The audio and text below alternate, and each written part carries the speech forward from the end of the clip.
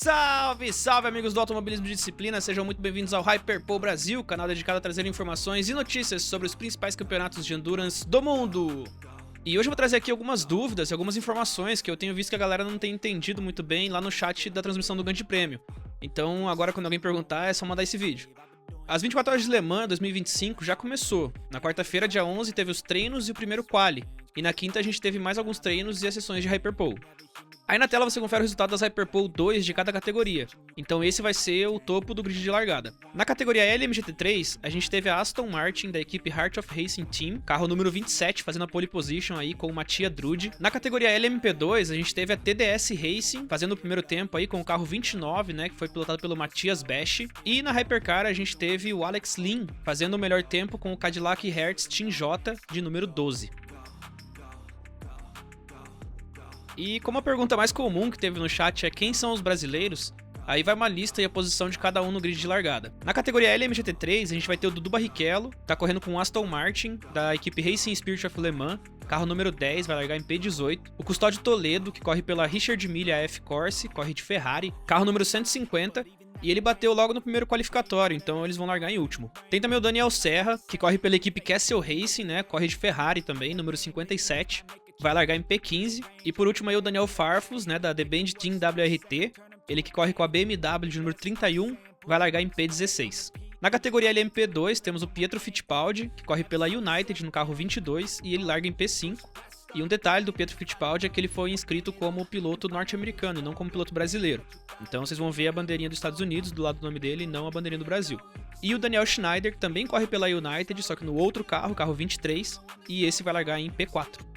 Já na Hypercar temos o Felipe Nasser, né, que é piloto do INSA, mas foi correr Le Mans nessa edição. Ele vai estar correndo com o Porsche Penske número 4, largando em P5. E o Felipe Drugovich, que corre pela Cadillac Wellen, com o carro 311, e ele larga em P8. Então vamos para a primeira pergunta que eu vi bastante gente perguntando no chat, né? Por que tem tantos carros diferentes correndo na pista ao mesmo tempo? Isso é uma característica das corridas de endurance, né? Existem diferentes categorias de carro, cada uma com as suas características. Para esse ano em Le Mans a gente vai ter 3 categorias, né? Os LMGT3, que são como se fossem carros de rua, só que modificados para pista. Os LMP2, que é uma categoria de protótipos, né? Só que com algumas limitações no regulamento, algumas peças padronizadas, como por exemplo o chassi. E os Hypercars, que também são protótipos, porém o regulamento deles é muito mais permissivo, o que faz com que cada carro seja bem diferente dos outros, né? Isso porque nessa categoria as equipes têm muita liberdade nos projetos, então cada uma faz do jeito que acha melhor. E sim, todos eles correm ao mesmo tempo, na mesma pista, só que como se fossem 3 corridas diferentes, né? Porque os Hypercars são muito mais rápidos do que os LMP2, que são muito mais rápidos do que os LMGT3. Ainda assim, o objetivo das 3 categorias é o mesmo, né? Terminar a corrida com sucesso, passar a linha de chegada e no final de cada uma das categorias, o carro que fizer mais voltas, né, que andar mais tempo, vai ser o vencedor. Bom, a resposta para essa pergunta ela é relativamente rápida. O regulamento do WEC ele não permite. No último vídeo eu explico um pouco mais sobre os pitstops, eu até comento um pitstop do início ao fim, dá uma olhada aí, vai estar no card. Mas resumindo, né, durante um pitstop no WEC e em Le Mans também, só podem no máximo ter 4 pessoas trabalhando no carro, além de várias outras regras, mas resumindo é por isso. Então o regulamento ele proíbe que tenham muitas pessoas mexendo no carro, como é na Fórmula 1, por exemplo. E é por isso também que os pitstops no WEC eles são mais demorados do que da Fórmula 1, né, que duram aí poucos segundos. Essa eu vi algumas pessoas comentando dizendo que os carros parecem iguais, mas na verdade eles são bem diferentes, né? A única semelhança entre eles é que as duas categorias são de protótipos, mas de resto é tudo diferente, motorização, chassi, os Hypercars eles são muito mais rápidos do que os LMP2, né? E são muito mais caros de se produzir também. Esse ano, no calendário oficial do FIA WEC, a categoria LMP2 só vai competir em Le Mans, mas eles competem em outros campeonatos durante o ano todo, e ela é considerada uma categoria bem mais acessível do que a Hypercar. Para você diferenciar melhor os carros ali na pista, é só procurar o sticker de cada um deles, né? O carro que tem o sticker vermelho é um Hypercar, e o carro que tem o sticker azul é um LMP2. Mas com o tempo você aprende a identificar eles, né? Os LMP2 eles são um pouco menores que os Hypercars e são bem mais lentos na pista, né? Então com o tempo você vai conseguindo identificar melhor. Não, esse ano não tem essa categoria da Garage 56, né? Ou Garage 56. Para quem não conhece essa categoria, ela foi criada em 2012 e ela serve para carros experimentais e não competitivos. Então essa categoria ela é um espaço onde várias equipes podem exibir algumas inovações, projetos e usar para pesquisas. Eu confesso que eu nunca li um regulamento dessa categoria para saber se existem restrições, né, quais carros podem ser inscritos, mas um exemplo de um carro que correu recentemente, né, foi em 2023, era um Chevrolet Camaro Garage 56. Ele era um projeto de carro de NASCAR e ele correu, conseguiu finalizar a prova, deu 285 voltas, né, que é um valor considerável, mas como ele estava inscrito na categoria Garage 56, ele é considerado um carro não competitivo, então ele não disputa posição de fato com os outros carros das outras categorias. Esse comentário eu vi no chat algumas vezes, né, e geralmente ele vem logo depois que algum comentarista ou narrador elogia o fato de que os carros da Cadillac são aspirados, né, porém eles têm motor elétrico. Inclusive a vinheta aqui do canal é um carro da Cadillac saindo do box com o motor elétrico e depois ativando o motor a combustão. O fato dos carros serem aspirados quer dizer que eles não usam nenhuma forma de sobrealimentação, que são turbos ou superchargers. Os únicos carros que atualmente não têm motor elétrico são os da Aston Martin. Eles usam um motor V12 6.5, que são assinados como Aston Martin Cosworth. E por coincidência, eles também usam motor aspirado, ou seja, eles não usam turbo.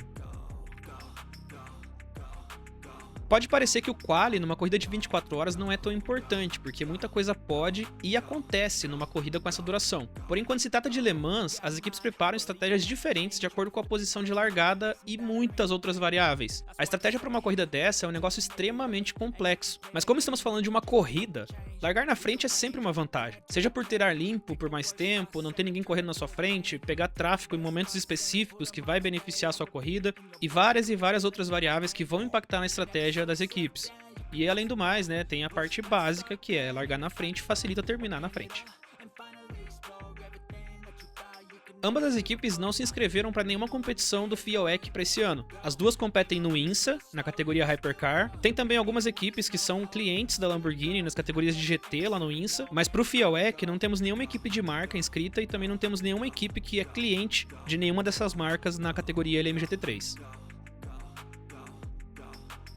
A resposta é não. A superlicença é usada na Fórmula 1 e serve para dizer que o piloto tem condições e vivência suficiente para poder pilotar em um grande prêmio de Fórmula 1. E isso também é importante dizer, né? Você não precisa de uma superlicença para dirigir um carro de Fórmula 1. Se você tiver muito dinheiro, existem empresas que fazem esse tipo de evento, digamos assim, onde você paga, dirige um carro numa pista fechada, mas para participar de uma etapa, né, de um grande prêmio de Fórmula 1, aí sim você precisa ter uma superlicença. Mas também não é qualquer um que pode correr no WEC, ou em Le Mans principalmente. Existe uma lista de pré-requisitos no regulamento para admissão dos pilotos. Então, quando você ouvir o termo Gentleman Driver, não pense que são só pessoas muito engenheiradas, não que não sejam, mas não pense que são pilotos completamente sem experiência e que só pagaram muito dinheiro para estar ali. Esses caras também têm uma certa experiência e uma habilidade na pilotagem, né? Eu vejo muita gente no chat falando, por exemplo, bateu porque é Gentleman Driver. Esses carros, eles são dificílimos de pilotar, então não é qualquer um que chega ali, paga muito dinheiro, eles vão botar dentro do carro. E a gente tem que lembrar que esses caras estão tentando levar esses carros ao limite máximo possível.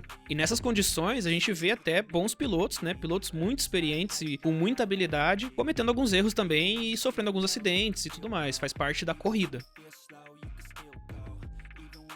Essa talvez seja a pergunta que eu mais vi no chat. Toda hora tem alguém perguntando, então por isso eu deixei ela pro final. Mas funciona basicamente assim. O WEC, ele usa um conceito de tanque de combustível virtual, né? Através de alguns sensores e testes nos carros, a FIA consegue saber quanta energia cada carro consegue, digamos, entregar ao asfalto. Isso combinando os motores elétrico e a combustão.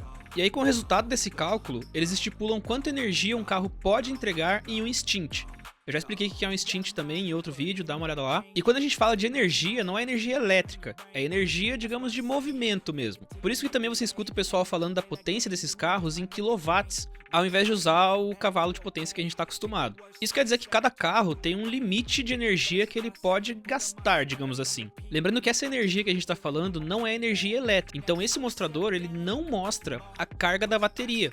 E ele também não mostra o nível de combustível do tanque, né? Para simplificar bastante, esse mostrador basicamente diz o quanto esse carro ainda pode ficar na pista. Se o tanque de combustível virtual de qualquer carro na pista chegar a 0, e esse carro estiver na pista, não no box, esse carro vai ser punido. E a penalidade vai ser um stop and go. Então é uma penalidade dura, digamos assim. Quando o tanque de combustível estiver esvaziando, aí os carros vão para o pit stop para fazer o reabastecimento. Durante o reabastecimento, enquanto o mecânico está com a mangueira lá plugada no carro, esse tanque virtual vai sendo reabastecido também.